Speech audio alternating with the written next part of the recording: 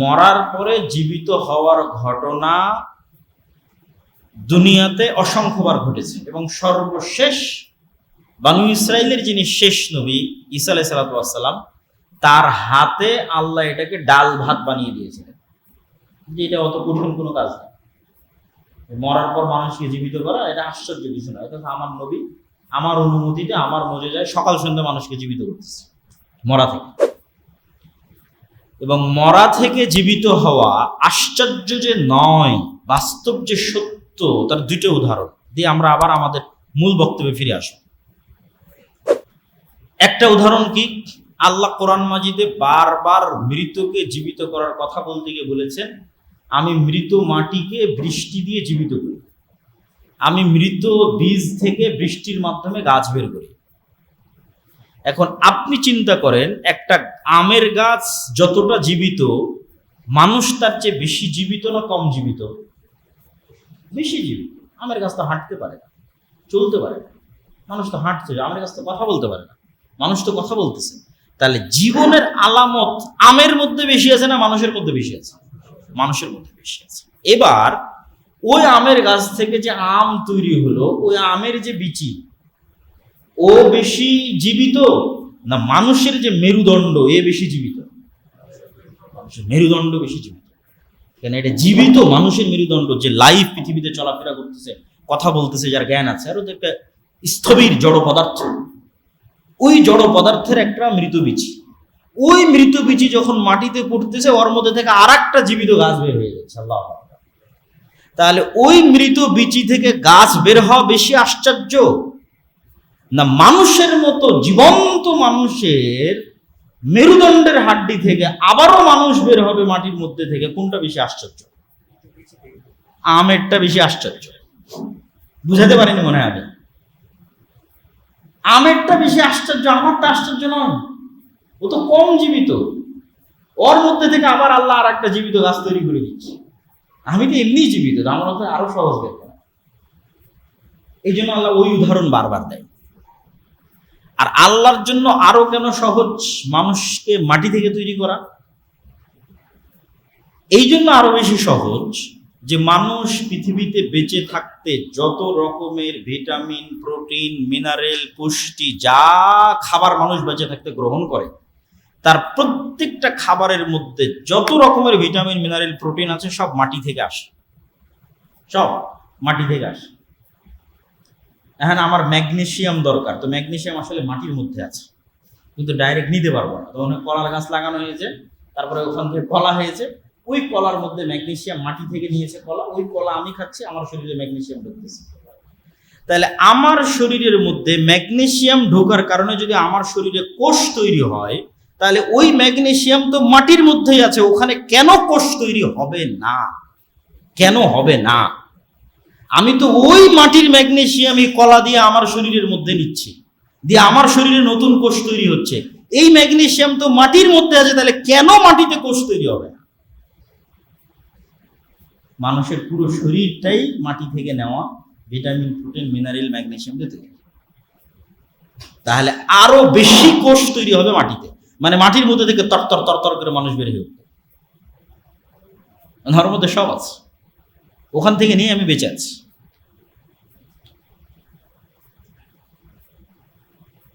আমরা যে আলোচনায় ছিলাম, যে আলোচনা থেকে আলোচনায় আসলাম, যে নূর সত্য এবং নূর বাস্তব, যদিও আমরা আমাদের এই সচক্ষে দেখতে না পাই, কিন্তু এটার উপর ঈমান রাখতে হবে। আর এই নূরের পৃথিবীতে, বর্তমান পৃথিবীতে একমাত্র উৎস কি? একমাত্র উৎস হচ্ছে কোরআন, কোরআন হাদিস। তো আজকে আমাদের বক্তব্যের মূল বিষয়বস্তু ছিল কোরআনের তাৎপর্য এবং গুরুত্ব। তার একটা মোটামুটি ধারণা আপনাদের কাছে দেওয়ার চেষ্টা করলাম। এখন এই কোরআন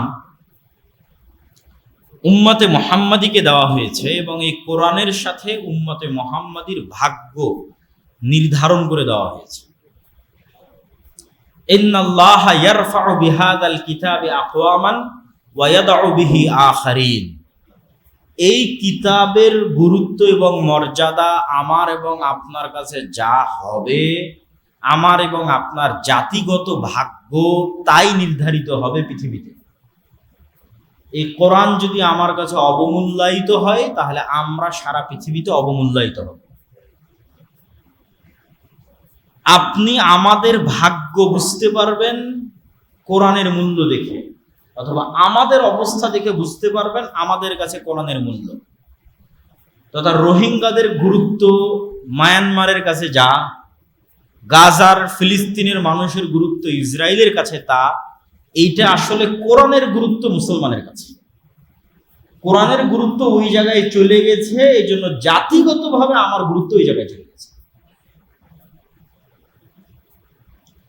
এবং এইটার বাস্তব উদাহরণ যদি দেখতে চান, তাহলে এই যে রানিং যে বিশ্বকাপ চলতেছে এটার মধ্যে দেখতে পাবেন। আল্লাহ সুবহানাহু ওয়া তাআলা কোরআন মাজিদের একটা আয়াতে বলতেছেন, সূরা বাকারার মধ্যে, ওয়া মিনান নাসি মান ইয়াত্তাখিযু মিন দুনিল্লাহি আনদাদা ইউহিব্বুনাহুম কাহুব্বিল্লাহ। মানুষের মধ্যে এমনও কিছু মানুষ আছে যারা অন্য আরেক মানুষকে এইভাবে ভালোবাসে যেভাবে আল্লাহকে ভালোবাসা উচিত। মানুষের মধ্যে এমনও মানুষ আছে যারা অন্য মানুষকে ওইভাবে ভালোবাসে যেভাবে কাকে ভালোবাসা উচিত? আল্লাহকে। ওয়াল্লাযীনা আমানু আশাদ্দু হুব্বান লিল্লাহ। তবে যাদের অন্তরে ঈমানের নূর আছে এরা সবচেয়ে বেশি ভালোবাসে কাকে? আল্লাহ সুবহানাহু ওয়া তাআলা। ওয়ালাউ ইয়ারাল্লাযীনা যালামু ইয ইয়ারাউনাল আযাবা আন্নাল কুওয়াতা লিল্লাহি জামিআ। আওয়াজ বেশি হয়ে গেল, তো এখানে কষ্ট হবে তো শুনতে। আন্নাল কুওয়াতা লিল্লাহি জামিআ। যেই দিন জালেমরা দেখবে যে সকল ক্ষমতার মালিক তো আল্লাহ, সকল ইজ্জতের মালিক তো আল্লাহ, যেদিন এই দৃশ্য প্রকাশ পেয়ে যাবে, এক নাম্বার। দুই নাম্বার আর কি প্রকাশ পাবে? ইজ তাবাররা আল্লাযীনা তুবিউ মিনাল্লাযীনা ইত্তাবাউ ওয়া রাআউল আযাবা ওয়া তাকাত্তাআত বিহিমুল আসবাব। এরা দুনিয়াতে যাদের ফ্যান ফলোয়ার ছিল, ওই সমস্ত ভাইরাল জনপ্রিয় ব্যক্তিত্ব পার্সোনালিটিরা কিয়ামতের মাঠে এদের থেকে সম্পর্ক ছিন্ন করে দেবে। আমি তো চিনি না এরা কার, আমি তো এদেরকে বলিনি আমার অনুসরণ করতে, কেন কিয়ামতের মাঠের ভয়াবহতায় এটা করবে। তাহলে দুটো জিনিস ঘটলো, এক, কিয়ামতে দেখতেছে সব শক্তি ক্ষমতা আল্লাহ। দুই নম্বর কি দেখতেছে? ও যার ভক্তি এবং শ্রদ্ধা করত সে বলতেছে আমি তো চিনি না তুমি কে। তখন এবার এই সমস্ত ফ্যান ফলোয়ারেরা বলবে, وقال الذين اتبعوا لو ان لنا كرة فنتبرأ منهم كما تبرؤوا منا। যদি আল্লাহ আর একবার পৃথিবীতে যাওয়ার সুযোগ দিত, তাহলে আজকে কিয়ামতের মাঠে ওরা যেভাবে আমাদের থেকে সম্পর্ক ছিন্ন করলো, দুনিয়াতে ফিরে গিয়ে এদের থেকে আমরা ওইভাবে সম্পর্ক ছিন্ন করতাম যে তোদেরকে আমরা চিনি না, তোরা কারা। কিন্তু তখন তো আর পৃথিবীতে ফিরে আসার সুযোগ নেই। তাহলে কোন মুসলিম যুবক, কোন মুসলিম তরুণের অন্য কোন ব্যক্তি আল্লাহ এবং আল্লাহ রাসূল ছাড়া অন্য কোন ব্যক্তির প্রতি মাত্রাতিরিক্ত ভালোবাসা শুধুমাত্র খেলার কারণে, এইটার প্রমাণ বহন করে যে আমাদের সমাজে কোরআন কোন জায়গায় আছে। আমরা কোরআনের শিক্ষা মানুষের অন্তরে কি পর্যন্ত নিয়ে যেতে পেরেছি। জাতিগতভাবে কোরআন অমান্য করলে আযাবের শিকার হতে হবে। আল্লাহ অতীতে সকল কিতাব অমান্যকারী জাতিকে আযাব দিয়েছেন। উম্মতে মুহাম্মাদীর আযাব কি? আল্লাহ একই স্টাইলের আযাব বারবার দিয়েছেন এরকম নজির পাওয়া যায় না, খুব কম। যেমন নূহ আলাইহিস সালামের কওমকে বন্যায় ডুবিয়ে মেরেছে, পরে আদ, সামুদ এদের কওমকে কিন্তু আর বন্যায় ডুবানো হয়নি। তাহলে আদ সামুদের কওমকে কিভাবে ধ্বংস করেছে? কাউকে বিকট আওয়াজ দিয়ে আর কাউকে বিশাল ঝড়ো বাতাস দিয়ে। আসহাবুল ফিলকে কিভাবে ধ্বংস করেছে? আকাশ থেকে পাথর বর্ষণ করে। কওমে লুতকে কিভাবে ধ্বংস করেছে? পৃথিবী উল্টিয়ে। এই মাইকে আওয়াজ হচ্ছে না? হ্যাঁ, তাহলে কি এটা অন করা নাই নাকি?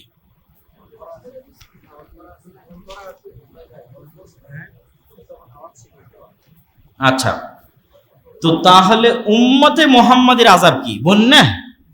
উম্মতে মুহাম্মাদের আযাব কি? শহর উল্টে যাওয়া, ভূমিধস, ভূমিকম্প? না, উম্মতে মুহাম্মাদের আযাবের ধরন ভিন্ন। সেটা কি? সেটা যে উম্মতে মুহাম্মাদের উপর ভিন্ন জাতিকে চাপিয়ে দেওয়া হবে। ফিলিস্তিনে, মায়ানমারে, বাংলাদেশেও ঘটতে পারে, বাগদাদে হালাকুখা চেঙ্গিস খানের সময় ঘটেছিল, স্পেনে ঘটেছে। ভিন্ন জাতি ওদের উপর শাসক হয়ে যাবে এবং ওদেরকে কুচুকাটা করবে। এইটা হলো উম্মতে মুহাম্মাদির কোরআন পরিত্যাগ করার শাস্তি, জাতিগত আযাব। উম্মতে মুহাম্মাদির জাতিগত আযাব বন্যা নয়, ভূমিকম্প নয়, ভূমিধস নয়, ঝড় নয়, বিকট আওয়াজ নয়। উম্মতে মুহাম্মাদের আযাব হচ্ছে ভিন্ন জাতি তাদেরকে শাসন করবে। তাহলে আল্লাহ সুবহানাহু ওয়া তাআলার আযাব থেকে বাঁচতে চাইলে, জান্নাতে যেতে চাইলে, নূর অর্জন করতে চাইলে আমাদের প্রথম রাস্তা হচ্ছে কোরআনের কাছে ফিরে আসা। এই জন্য আমি অনেক আগে, আজ থেকে 2-3 বছর আগে দাওয়াতি সফর শুরু করেছিলাম, ধারাবাহিক মসজিদ ভিত্তিক, একটা লক্ষ্য উদ্দেশ্য নিয়ে, যে প্রত্যেক মসজিদে মক্তব থাকতে হবে। এবং বহু জায়গায় এরকম বক্তব্য দিয়েছি যে মসজিদের এসি বিক্রি করে হলেও মক্তবের শিক্ষক ভালো মানসম্মত বেতন দিয়ে রাখতে হবে। কেননা ইসলামের মূল নূর, যেটা দিয়ে ইসলাম টিকে থাকবে, এটা হচ্ছে কোরআন।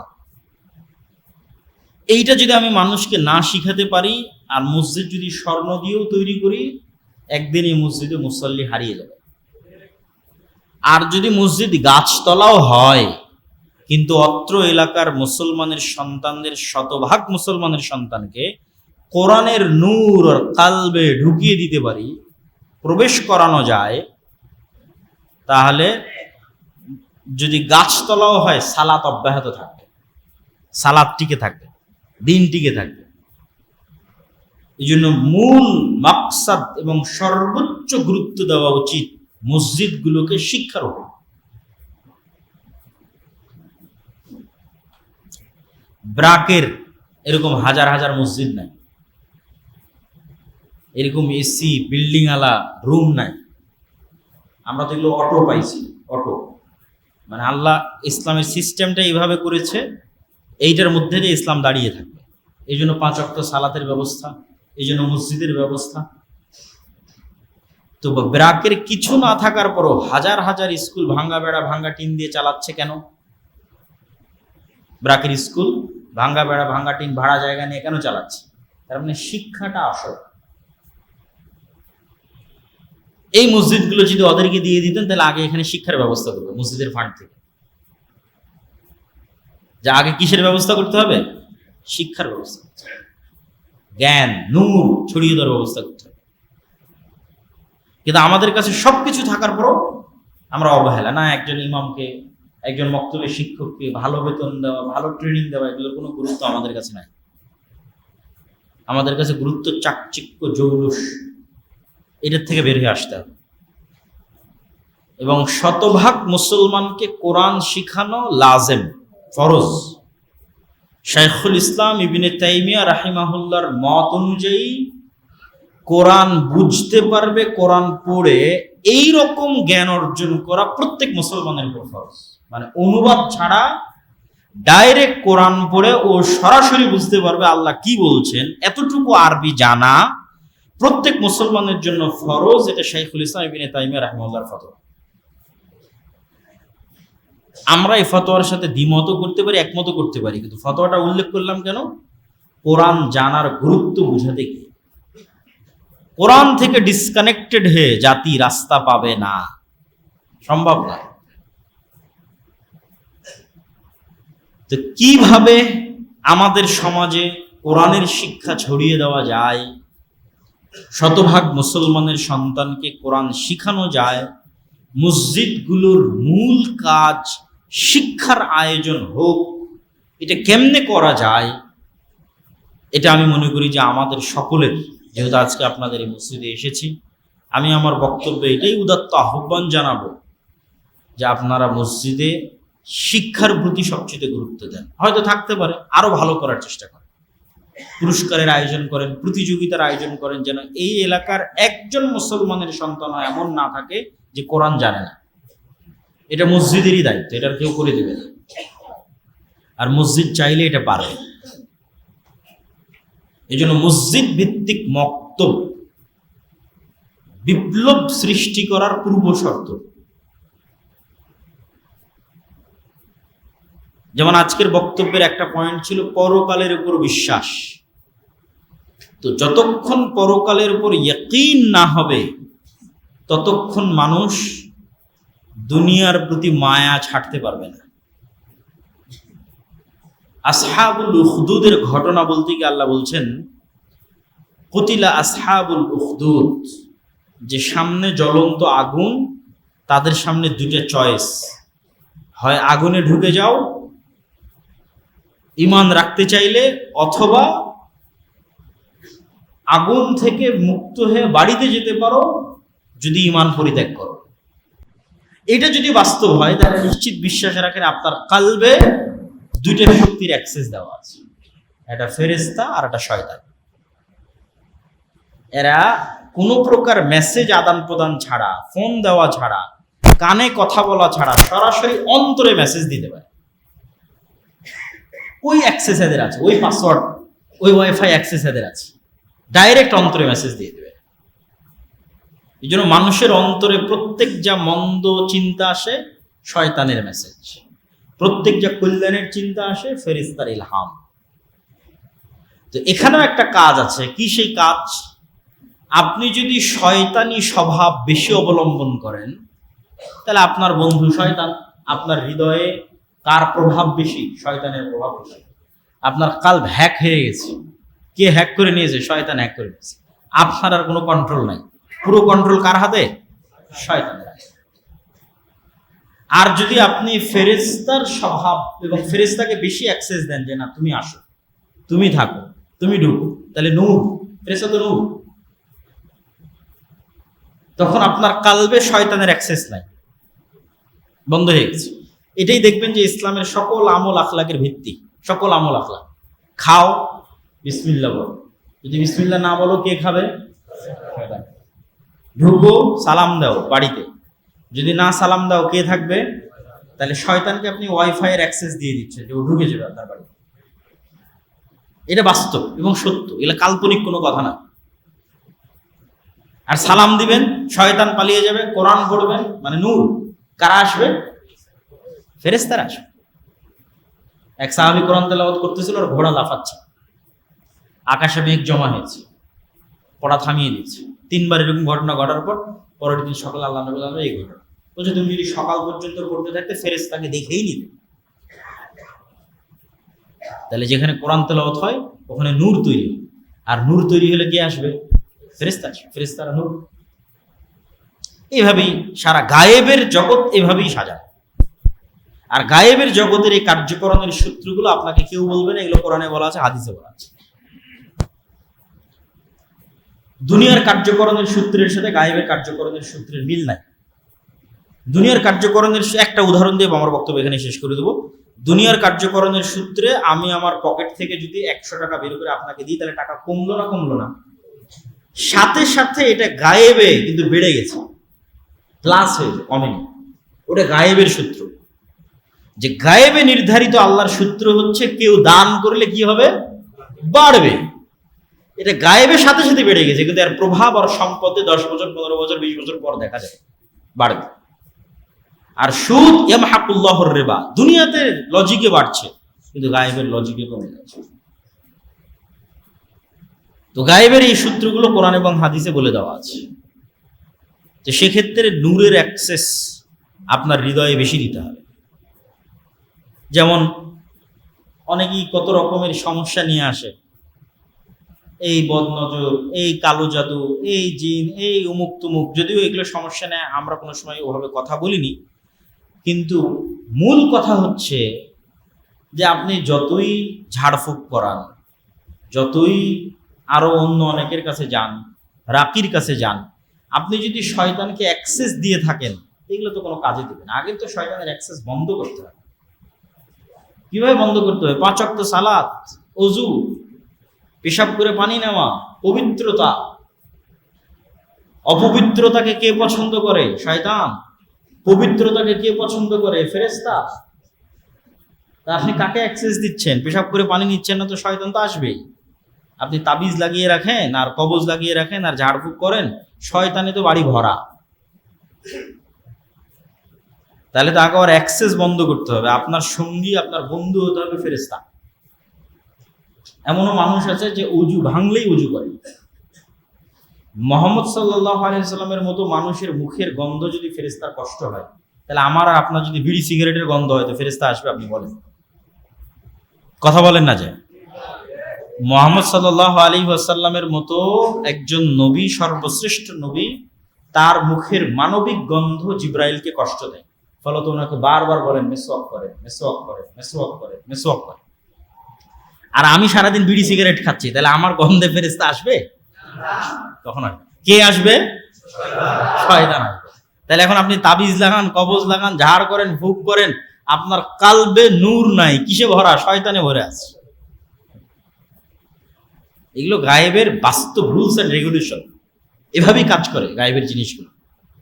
তা আপনাকে আগে ওই রাস্তাগুলো ওইভাবে বন্ধ করছে, তখন আপনার জন্য কোরআন হবে নূর, হেদায়েতের রাস্তা। এর আলোকে চলবেন, এর আলোকে কাজ করবেন, কোরআন তেলাওয়াত করবেন, কোরআন বুঝবেন, সকাল সন্ধ্যার জিকির করবেন। আল্লাহ সুবহানাহু ওয়া তাআলা আমাদেরকে কোরআনের উপর আমল করার, কোরআন বুঝার এবং কোরআনের শিক্ষা ছড়িয়ে দেওয়ার তৌফিক দান করুক আল্লাহুম্মা আমিন। আর আজকে আমরা যে আলোচনা করলাম, এই আলোচনা থেকে রূহ, নাফসের যে বিষয়গুলো তুলে ধরলাম, সুস্থতা, অসুস্থতা, মৃত, জীবিত, নূরের যে বিষয়গুলো আলোচনা করলাম, পরকালের পুনরুত্থান, আলো এবং নূরের মধ্যে পার্থক্য, নূরের বাস্তবতা, আলো যেমন অনেকাংশে দেখা যায় না, এরকম নূর দেখা যায় না কিন্তু বাস্তব, এই প্রত্যেকটা জিনিস বুঝার, মানার তৌফিক দান করুক আল্লাহুম্মা আমিন। এবং আমাদের বাড়িতে, পরিবারে, আমাদের হৃদয়ে, সকল জায়গায় শয়তানের অ্যাক্সেস, শয়তানকে জায়গা দেওয়া বন্ধ করার আল্লাহ তৌফিক দান করুক আল্লাহুম্মা আমিন। এবং আল্লাহ সুবহানাহু ওয়া তাআলা আমাদেরকে কোরআন বুঝায় এবং কোরআনকে আমাদের হৃদয়ের নূর, আমাদের কান, আমাদের চোখ, আমাদের আশপাশ, ডান বাম, উপর নিচ, এগুলো সব কিছুতে নূর তৈরি করার মাধ্যম হিসেবে আল্লাহ সুবহানাহু ওয়া তাআলা কোরআনকে কবুল করুক আল্লাহুম্মা আমিন। আসসালামু আলাইকুম ওয়া রাহমাতুল্লাহি ওয়া বারাকাতুহু। আপনাদের যদি কোনো প্রশ্ন থাকে, দু একটা প্রশ্ন নেওয়া যাবে, সমস্যা নেই। জি,